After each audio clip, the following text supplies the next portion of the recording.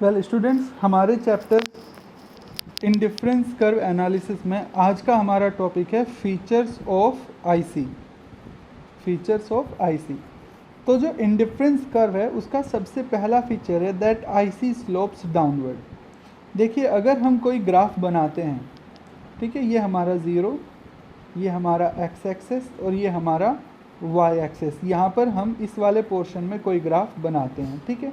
तो जब वो ग्राफ हमेशा जहाँ से भी हम शुरू करते हैं वहाँ से अगर नीचे की ओर जा रहा है, अपने लेफ़्ट हैंड से शुरू होकर राइट हैंड की तरफ अगर वो नीचे की ओर जा रहा है इस डायरेक्शन में, तो हम उसे कहते हैं that curve slopes downward. Like the same way IC is a curve which slopes downward. कुछ इस तरह से होता है आईसी, ठीक है।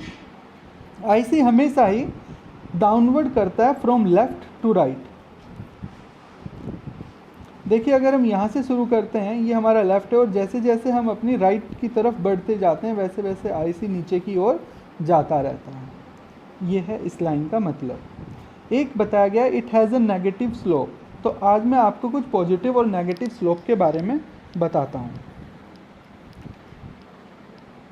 देखिए, अगर मेरे पास दो कर्व हैं और ये कर्व है मेरा पॉजिटिव स्लोप और ये कर्व है मेरा नेगेटिव स्लोप, तो इसमें फ़र्क क्या होगा वो समझते हैं। पॉजिटिव स्लोप तब होगा जब एक क्वांटिटी इंक्रीज़ हो और उसके साथ साथ जो दूसरी क्वांटिटी है वो भी इंक्रीज़ कर जाए। एग्जांपल, लेट्स सपोज अगर हम इस पॉइंट पर हैं और इस पॉइंट से यहाँ पर कोई एक कमोडिटी शो होगी y और यहाँ पर एक कमोडिटी शो होगी x। अगर हम y पर एक कमोडिटी बढ़ाते हैं, कलर चेंज करके बताता हूँ मैं आपको। अगर y पे हम यहाँ से यहाँ पर जाते हैं, ठीक है, और x में यहाँ से यहाँ पर जाते हैं, तो दोनों तरफ इंक्रीज़ हो रहा है। आप जैसे देख पा रहे हैं, यहाँ पर भी इंक्रीज़ है और यहाँ पर भी इंक्रीज़ है। तो दोनों तरफ इंक्रीज़ होने पर अगर मैं इन दो पॉइंट को मिलाता हूँ तो मुझे एक ऐसा कर्व मिलेगा जो नीचे से ऊपर की ओर जाता है। यानी पॉजिटिव बात क्या है, पॉजिटिव स्लोप में तब कहूँगा जब मेरे दोनों फैक्टर x और y दोनों के दोनों इंक्रीज़ करते हों, तो मैं स्लोप को क्या कहता हूँ, पॉजिटिव स्लोप कहता हूँ। और जब भी कभी मेरा पॉजिटिव स्लोप होगा तो वो हमेशा ऊपर की ओर जाएगा, अपवर्ड राइज करेगा, ठीक है। नेगेटिव स्लोप तब होगा। अब नेगेटिव स्लोप को समझते हैं एक बार वापस से।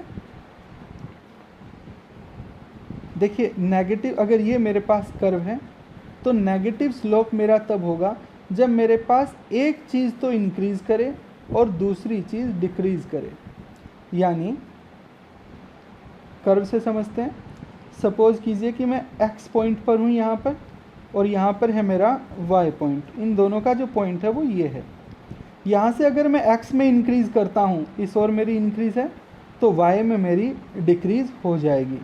और ऐसा होने से अगर मैं ये पॉइंट मिलाता हूँ तो मुझे मेरा कर्व जो है वो डाउनवर्ड स्लोपिंग का मिलता है, ठीक है। तो यहाँ से मेरी समझ में ये आता है, जैसे यहाँ लिखा हुआ है that IC has a negative slope. इसका मतलब ये है नेगेटिव और पॉजिटिव दो तरह के स्लोप हैं, और दोनों तरह के स्लोप्स कब होते हैं। पॉजिटिव स्लोप तब होता है जब एक प्रोडक्ट के साथ, एक इंक्रीज़ के साथ दूसरा आइटम भी इंक्रीज़ करे, और नेगेटिव स्लोप के साथ क्या होता है, एक आइटम के इंक्रीज़ के साथ दूसरा आइटम डिक्रीज़ करता है, तभी हमारा क्या होगा, नेगेटिव स्लोप। नेगेटिव स्लोप की वजह से ही जो आईसी है वो डाउनवर्ड स्लोपिंग करता है फ्रॉम लेफ़्ट टू राइट। अब ऐसा क्यों होता है इसको समझते हैं आईसी के अंदर। When consumer decide to have more of one good, he must have to less of the other। इसका मतलब ये है, जैसे कि हमने ये पढ़ा था कि दो प्रोडक्ट है हमारे पास, एक प्रोडक्ट है हमारे पास एप्पल और दूसरा प्रोडक्ट है हमारे पास ऑरेंज। अगर मैं एक एप्पल खा रहा हूँ और दूसरा प्रोडक्ट ऑरेंज खा रहा हूँ और दोनों से मुझे कुछ सेटिस्फेक्शन मिल रहा है एक्स। अगर मैं एप्पल की क्वांटिटी बढ़ाता हूँ और यहाँ पर मैं सेम रखता हूँ, 10 ही रखता हूँ ऑरेंज, तो इसमें मेरे कुछ x+1 हो जाएगा।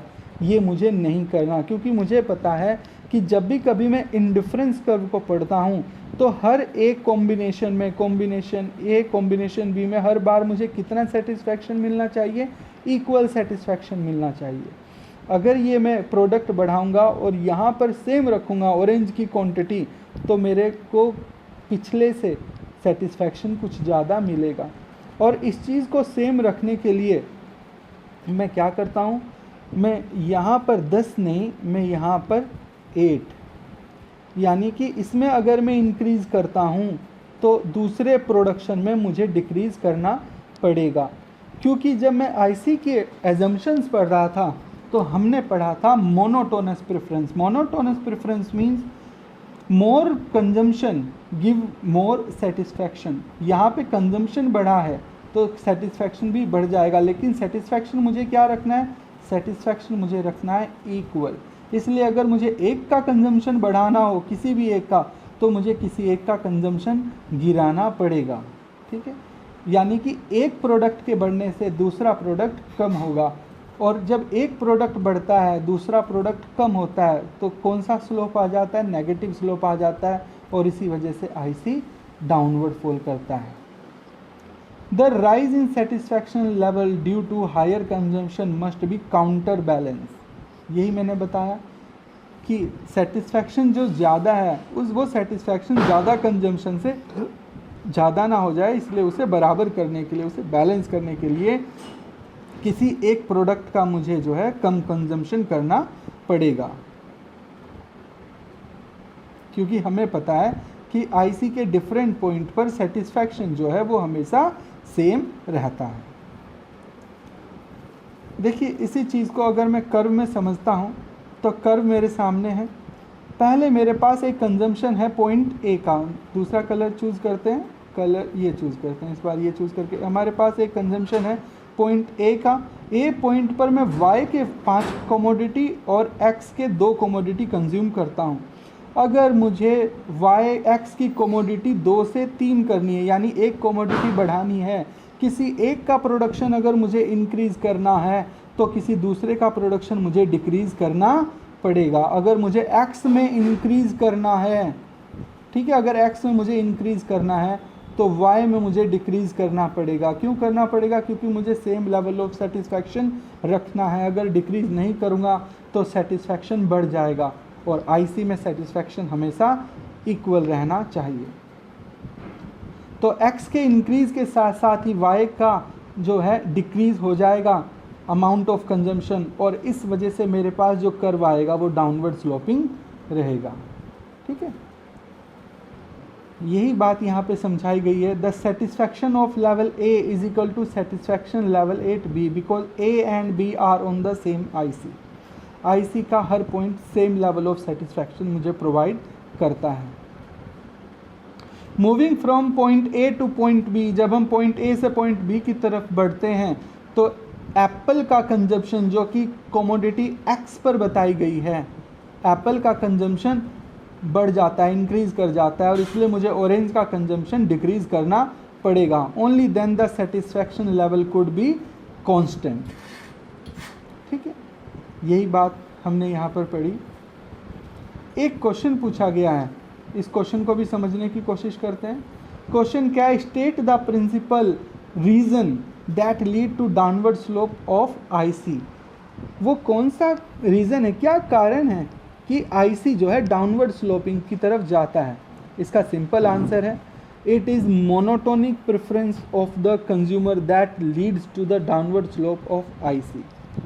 अब मोनोटोनिक प्रेफरेंस जो है डाउनवर्ड स्लोप ऑफ आईसी के लिए जो है, इसका एक रीज़न बताया है। क्यों बताया है, मैं यही वापस से एक बार समझाता हूँ। मोनोटोनिक प्रेफरेंस ये कहता है कि अगर आप एक कंजम्पशन करोगे तो आपको कुछ सेटिस्फैक्शन मिलेगा, आप कोई दूसरा कंजम्पशन करोगे तो आपका सेटिस्फैक्शन बढ़ जाएगा। मोर कंजम्पशन गिव्स मोर सेटिस्फैक्शन। ठीक है, तो वापस से मैं वही बात बताता हूँ कि अगर आपके पास एप्पल है और ऑरेंज है, आप एप्पल 2 ले रहे हो और ऑरेंज ले रहे हो 5, आप एप्पल का एक प्रोडक्शन बढ़ाते हो और अगर आपने ऑरेंज 5 रखा तो यहाँ पे जो मिलने वाला टोटल सेटिस्फैक्शन है वो इंक्रीज़ कर जाएगा। इसी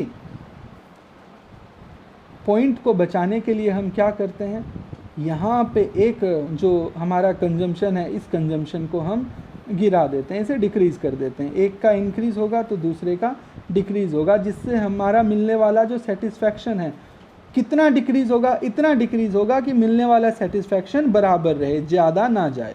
ठीक है, ये पहला पॉइंट था, hope you will understand it.